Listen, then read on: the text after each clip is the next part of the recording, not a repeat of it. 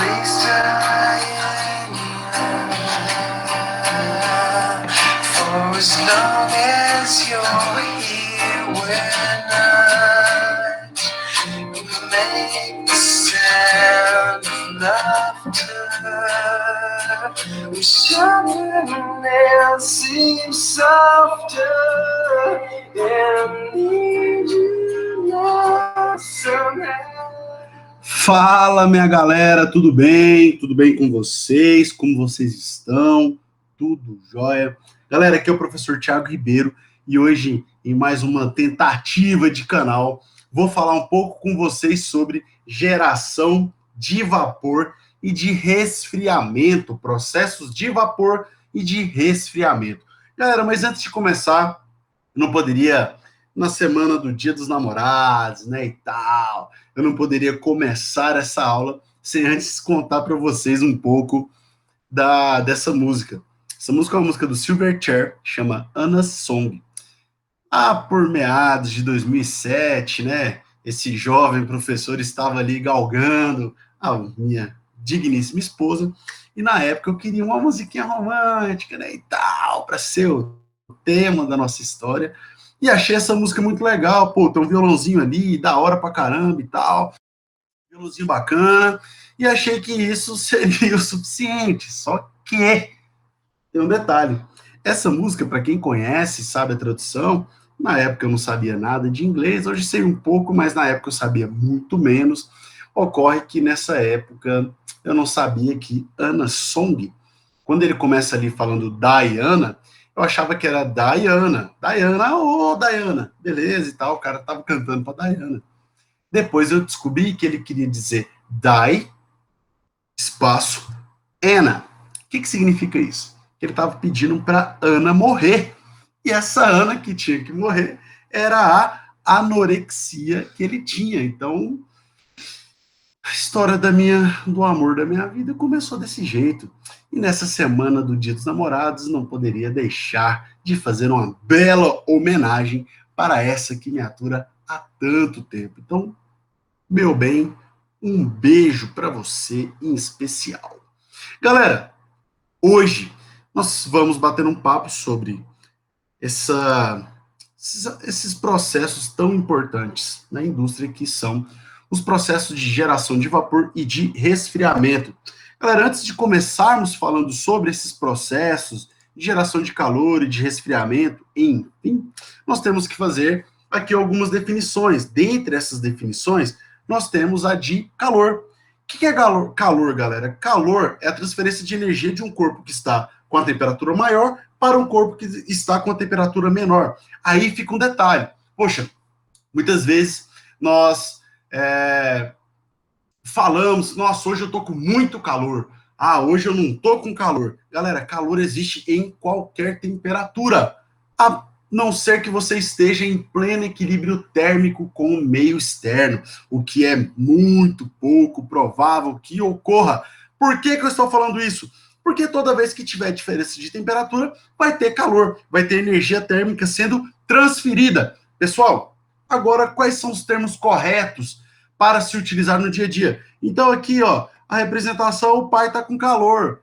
Antigamente falaríamos assim, o que significa? Que está muito quente o ambiente, ou seja, a temperatura do ambiente está maior do que a temperatura do corpo, e logo eu estou sentindo a energia vindo do meio externo para o meu corpo. Logo, eu falaria que estava com calor. E algumas definições, os físicos, a galera aí, os teóricos não gostam muito, mas a gente tem que usar aquilo que o nosso português está muito acostumado a falar no dia a dia, que é a definição de quente e frio. Nesse caso, então, é melhor falar que o dia está quente.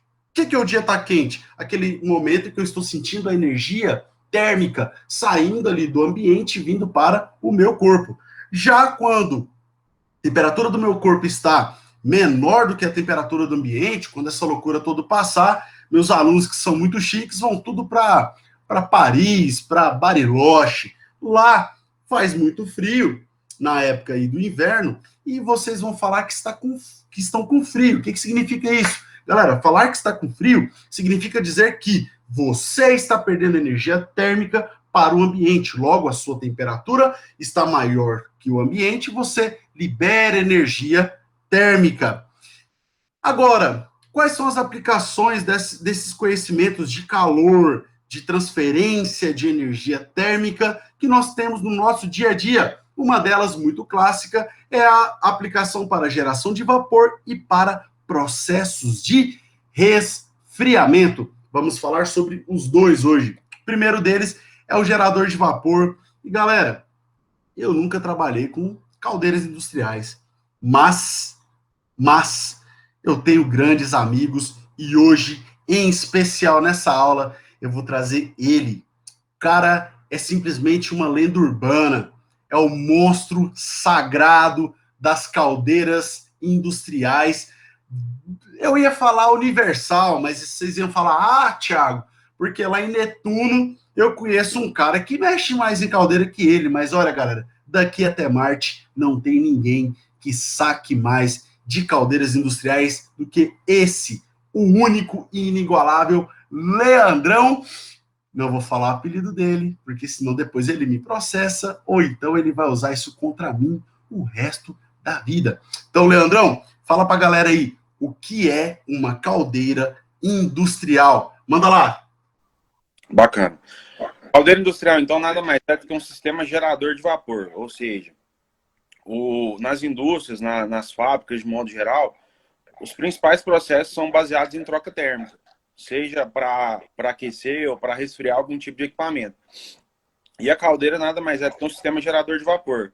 A partir daí, você tem uma condição de temperatura que é elevada por conta do combustível, que muitas vezes é o cavaco, biomassa, ou óleo diesel, ou óleo mineral. Ele esquenta essa água dentro da caldeira a uma determinada pressão e uma determinada temperatura. E esse sistema, então, vai gerar vapor para trocar calor lá dentro da fábrica, seja para cozimento, seja para simplesmente troca térmica, seja para passar por alguma camisa e trocar calor em algum sistema. Então, o objetivo principal das caldeiras são para trocar calor, são geradores de vapor. Dentro das caldeiras, a gente tem 3 principais tipos, que é a caldeira aquatubular, flamo-tubular e caldeira mista. Caldeira aquatubular é quando o tubo, dentro do tubo tem água e fora do tubo tem fogo. Caldeira flamo-tubular é quando dentro do tubo tem fogo e fora do tubo tem água, são as mais utilizadas. E a caldeira mista, você tem uma mistura de caldeira flamo-tubular com uma caldeira aquatubular. Normalmente você tem a aquatubular na fornalha, que é o primeiro passo da caldeira, e a fogo tubular no restante da caldeira, no corpo da caldeira. Entendeu? Então, esses são basicamente os tipos de caldeira. Caldeiras maiores, caldeiras utilizadas em navios, muitas vezes elas são aquatubulares. Normalmente, caldeiras que trabalham com uma pressão maior, acima de 50, 60 bar de pressão aí, elas são aquatubulares, são caldeiras maiores. Mas na nossa região, as caldeiras mais utilizadas são as caldeiras fogo tubulares e as caldeiras mistas, na faixa aí de 40, 50 toneladas de vapor.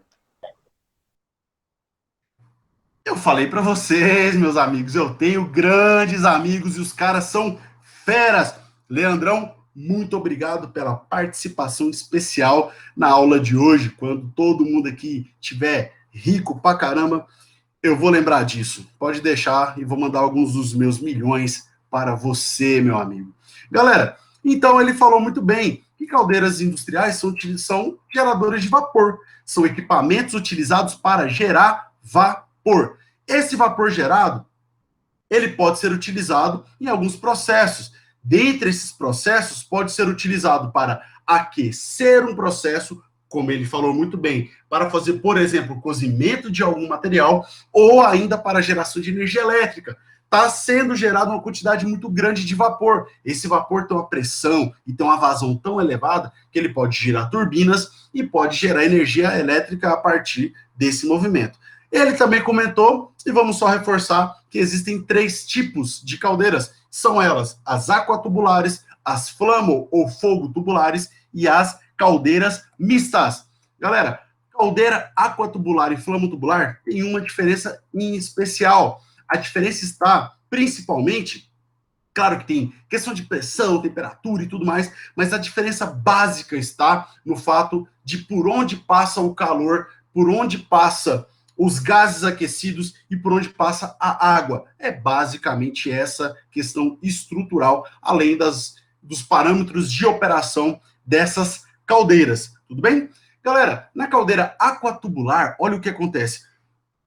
A água passa dentro de tubos e essa água que passa dentro dos tubos, ela é aquecida na sua parte externa por gases aquecidos que são provenientes de uma fornalha, da queima de alguns combustíveis. Então, a água que vai ser transformada em vapor está dentro dos tubos. Aqui, então, a água entra de uma temperatura inferior, ela entra em contato aqui na sua parte externa, né, com alguns combustíveis, com alguns gases aquecidos, e essa água aquecida gera vapor que vai ser utilizada lá em algum processo industrial. Diferente das caldeiras flamotubulares ou fogo-tubulares, elas suportam altas pressões e elas possuem temperaturas mais elevadas também, conseguindo produzir uma quantidade maior de vapor, oferecendo ainda uma maior eficiência na produção desse vapor. Suporta aí diversos combustíveis. Já as caldeiras flamo ou fogo tubulares, essas caldeiras, a diferença está nesse fato, onde os gases aquecidos produzidos, eles andarão aqui, eles permanecerão dentro dos tubos, e esses tubos estarão meio que imergidos em uma água dentro da caldeira, aquecendo essa água de tal forma que vai gerar esse vapor. Nesse caso, então, os gases aquecidos passam dentro dos tubos e a água fica na parte externa. Qual que é a diferença prática? Menor pressão é gerada, suporta menores temperaturas e tem uma demanda, uma geração de vapor também inferior. Tudo bem, pessoal? Nesse caso, então, nós podemos utilizar diversos combustíveis líquidos, principalmente como óleo BPF, podemos utilizar gases também, combustíveis, dentre outros. Mas beleza. Falando sobre caldeiras, vocês percebam que em várias vezes eu falei sobre água. Nesse caso, então, temos que ter um cuidado muito grande com essa água, porque se não tiver uma água de qualidade, nós teremos um processo que não será tão eficiente, vamos gastar dinheiro à toa, e na indústria não podemos ter nenhum tipo de desperdícios. Galera, nesse caso, então, a água tem impurezas que, nesse processo de geração de vapor, podem ficar retidas ali dentro da caldeira. Nesse caso, nós temos que tomar muito cuidado e fazer o tratamento dessa água. Essa água pode ser tratada de duas formas básicas, ou de forma externa, ou seja, a água é tratada antes de entrar no processo, ou de forma interna, onde o tratamento ocorre dentro da caldeira. Galera, por que nós temos que tratar? Porque essa água, mesmo que ela venha, por exemplo, aqui em Goiás, da Saneago, mas a sua região pode vir de qualquer tipo aí de empresa de saneamento. Nesse caso, galera, essa água pode ter sais de cálcio, magnésio, carbonato, sílica, que vão ficar depositadas e vão gerar problemas que já nós vamos ver. Dentre esses problemas, o primeiro é a corrosão. O que é a corrosão? É o ataque ao metal que constitui essa caldeira. Quais são os problemas que podem ser gerados? Diminuição, principalmente, da resistência desse material, ocorrendo o rompimento das tubulações. Galera, se eu rompo a tubulação, o que ocorre é que eu vou ter vazamento de vapor. Esse vapor, a caneca sempre serve para tudo, né? Na minha mini caldeira aqui, bebendo uma aguinha de caldeira. Esse vapor que está sendo gerado aqui na caldeira, ele tem que ser transportado até o ponto onde ele tenha o seu objetivo a ser cumprido, que seja para aquecimento de um determinado processo ou para gerar turbina, já falamos sobre isso. Enfim, ocorre que, se no meio desse trajeto eu tenho um furo, eu vou ter que gastar mais água, mais combustível para poder suprir aquela demanda. Vou dar um exemplo. Temos que ter uma demanda de 10 metros cúbicos por hora de vapor. Se nós temos um buraco e está saindo 1 metro cúbico, já vimos lá no balanço de massa que tudo que entra é igual a tudo que sai. Logo, se eu estou gerando 10 e está saindo 1, vai chegar lá só 9. Logo, eu vou ter que produzir aqui 11 para chegar lá os mesmos 10. Então, nós vamos gastar muito dinheiro com isso e não podemos. Quais são as causas? Principalmente, presença de oxigênio, baixo pH, Como que evitamos? Controlando o pH e eliminando oxigênio, dentre outras questões. Já o processo de incrustação, ele é causado por impurezas que estão contidas nessa água e ficam presas na tubulação. Assim como a corrosão também gera um aumento do combustível, porque eu tenho que gerar mais combustível para vencer essa barreira e chegar até o meu ponto foco, né, o ponto alvo. São causados por impurezas como cálcio, magnésio, sílica e carbonatos.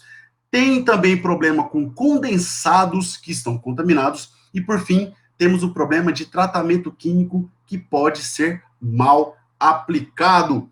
Galera, falado sobre isso, vamos falar sobre resfriamento. Na geração de vapor, então, eu gero vapor para ser utilizado no processo industrial. Esse processo industrial pode ser que ele queira simplesmente que eu aqueça algo, ou ele pode querer que eu simplesmente gere uma turbina para geração de energia elétrica. Beleza, mas por que nós temos que fazer, então, um processo de resfriamento? Galera, processos de resfriamento estão sempre relacionados com a conservação de alimentos e medicamentos pela geração desse frio.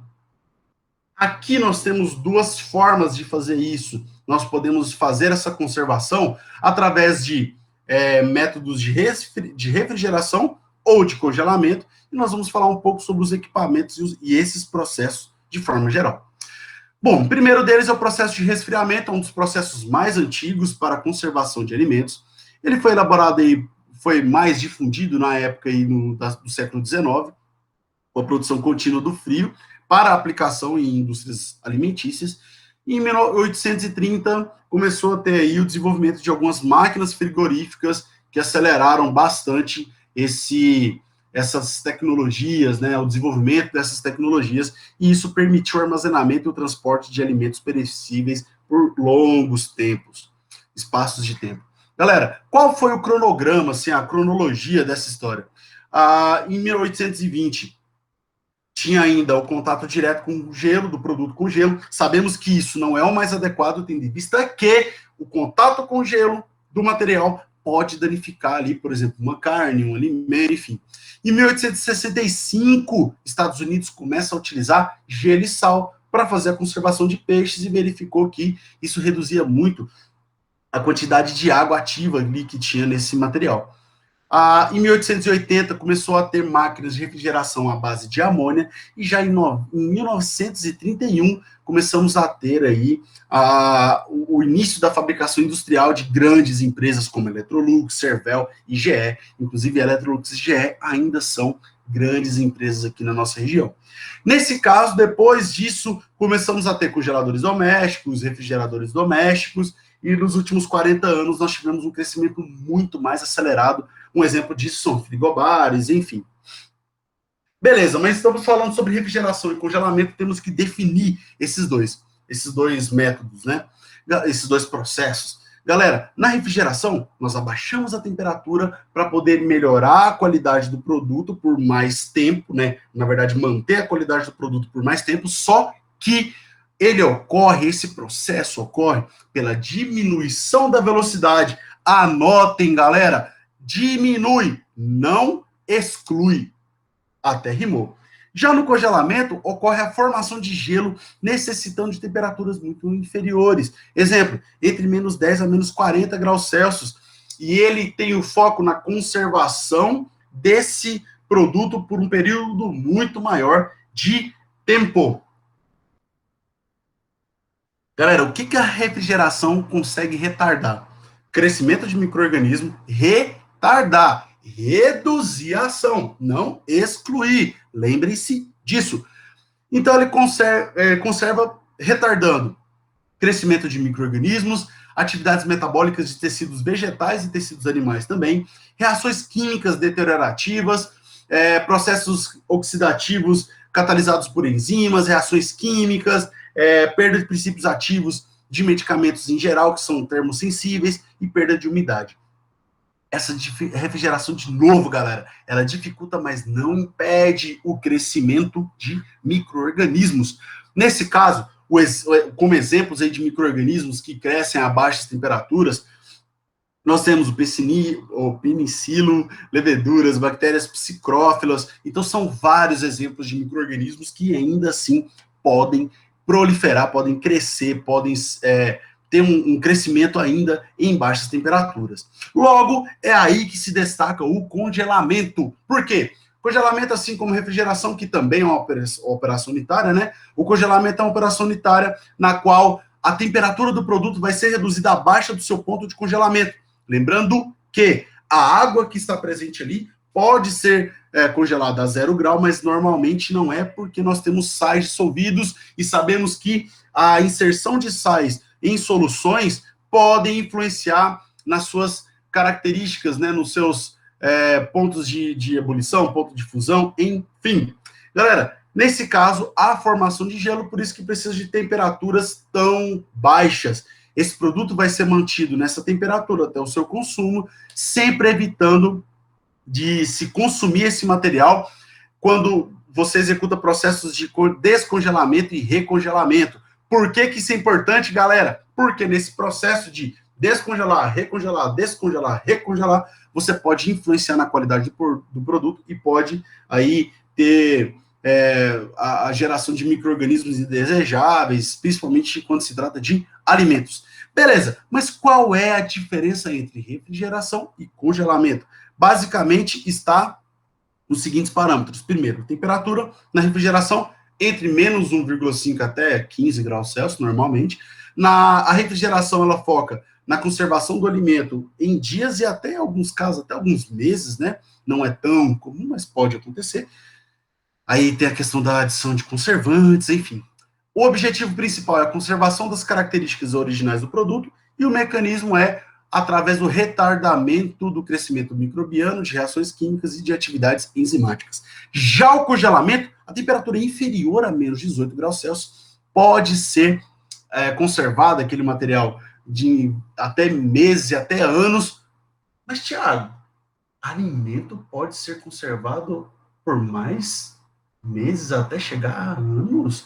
Galera, pode! Se vocês olharem, tem uma tradição, se não me engano, é nos Estados Unidos, mas eu já vi gente fazendo isso aqui no Brasil também, que os caras pegam lá o bolo de casamento, fatia esse bolo de casamento ali, eu acho que são 25 pedaços, né? E come um por ano. Thiago, você vai fazer isso? Não! Porque um bom bolo de casamento a gente come ali na hora. Mas pode acontecer, enfim, não quero entrar em polêmicas. Galera, esse processo de congelamento, ele faz a manutenção das características originais com maior tempo de prateleira, e ele faz isso com o retardamento das reações químicas e enzimáticas, suspendendo as atividades metabólicas e o crescimento microbiano, e também diminuindo a água disponível.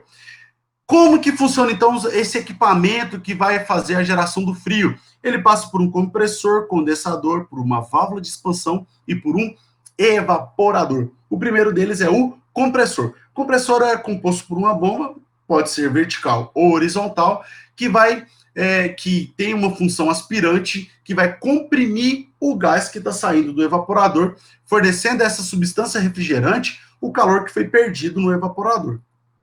Já o condensador, muito utilizado ali para a galera que gosta de secar uma meia que está molhada, ele não serve só para isso, tá, galera? Ele é um trocador de calor. O que é esse trocador de calor? Ele é formado por uma série de tubos e de diversos diâmetros, enfim, que ficam na parte externa, que otimiza a transferência de calor entre esse fluido com o meio que ele está inserido.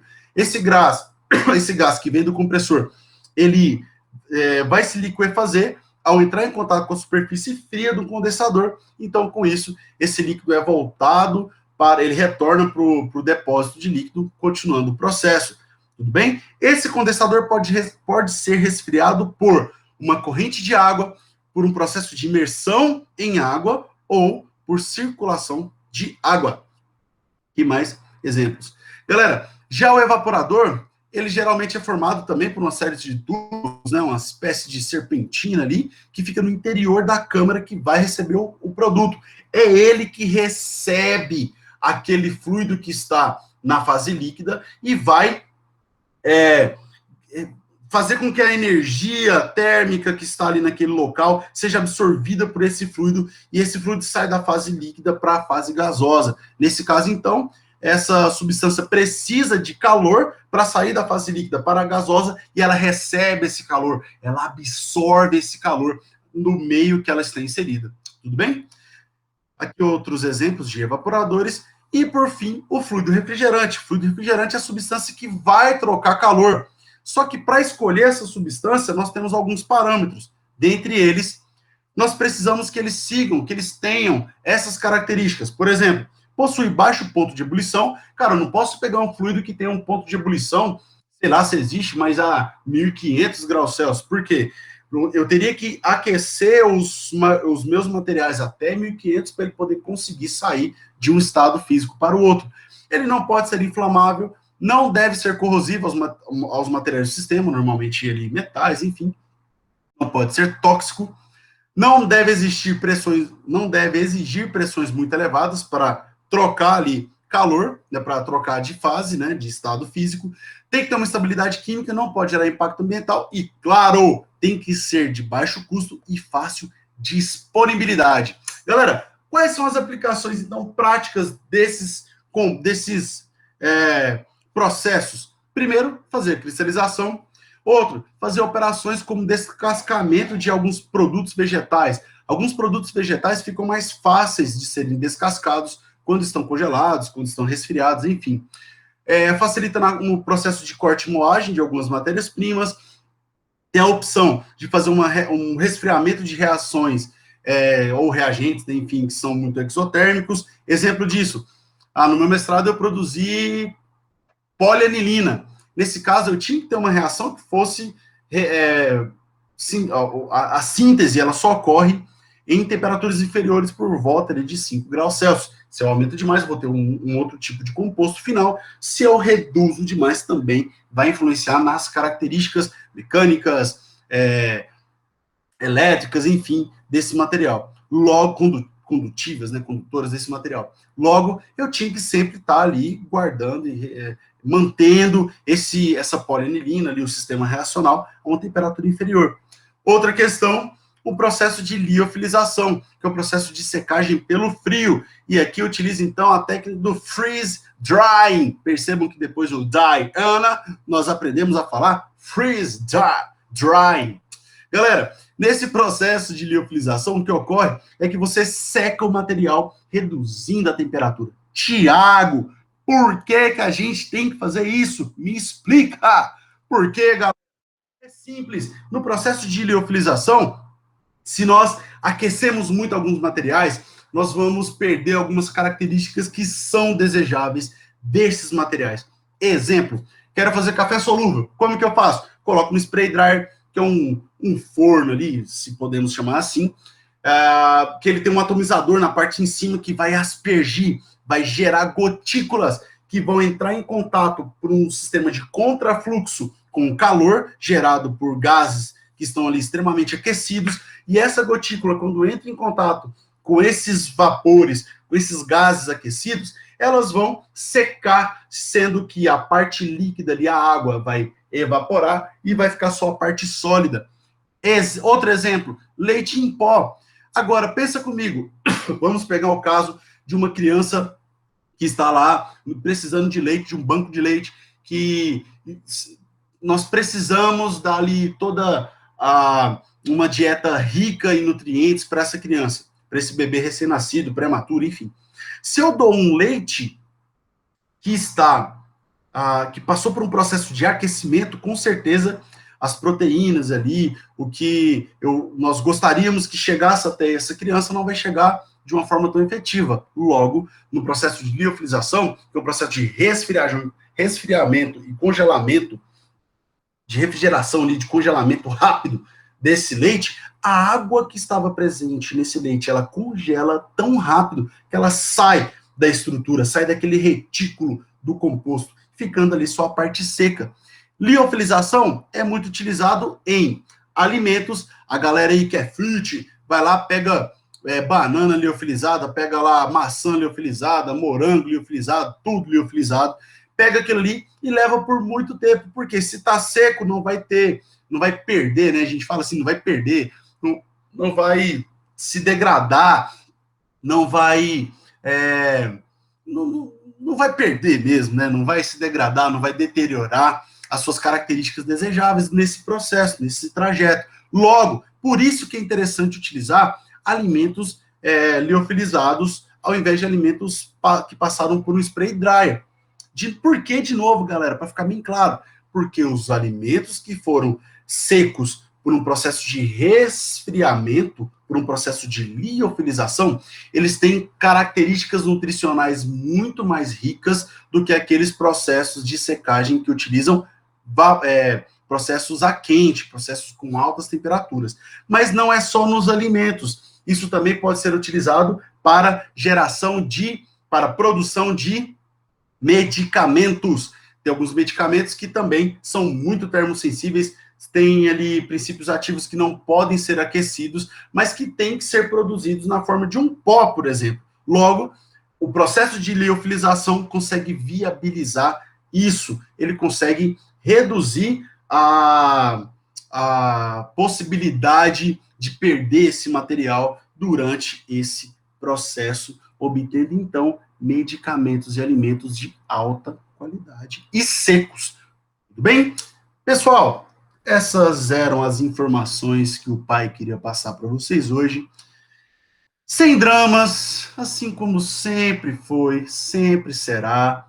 Vai dar certo, tudo vai dar certo, tudo bem? Sigam aí essa tentativa de canal. Se vocês tiverem alguma dúvida e forem meus alunos, vocês têm contato direto com o pai. Se não tiver, deixa seu contato aí embaixo, deixa sua dúvida, que em breve eu garanto que responderei. Se for possível e necessário, faço até um vídeo para vocês. Tudo bem? Galera, dica de ouro aí, além dessa parte, né, de operações unitárias e tudo mais, um recado para esses monstros que estão assistindo às aulas. Galera, Dia dos Namorados, pelo amor de Deus, cuida bem daquela que aguenta você nessa carcaça feia sua, cuida bem dela, façam aí a moral, porque as nossas mulheres precisam, eu só tenho uma, né, a minha mulher, mas a de vocês também, precisa disso e merece. Monstros, cuidem bem daquilo que vocês querem do seu lado. Cara, eu tô muito romântico, velho. Amor, você tá assistindo esse vídeo? Eu mereço ser recompensado. Galera, um beijo do gordo. Um prazer inenarrável sempre estar aqui com vocês. E assim como sempre, toda aula temos um pouco de ciência, um pouco de música nessa tentativa de canal. Um beijo do gordo e até a próxima.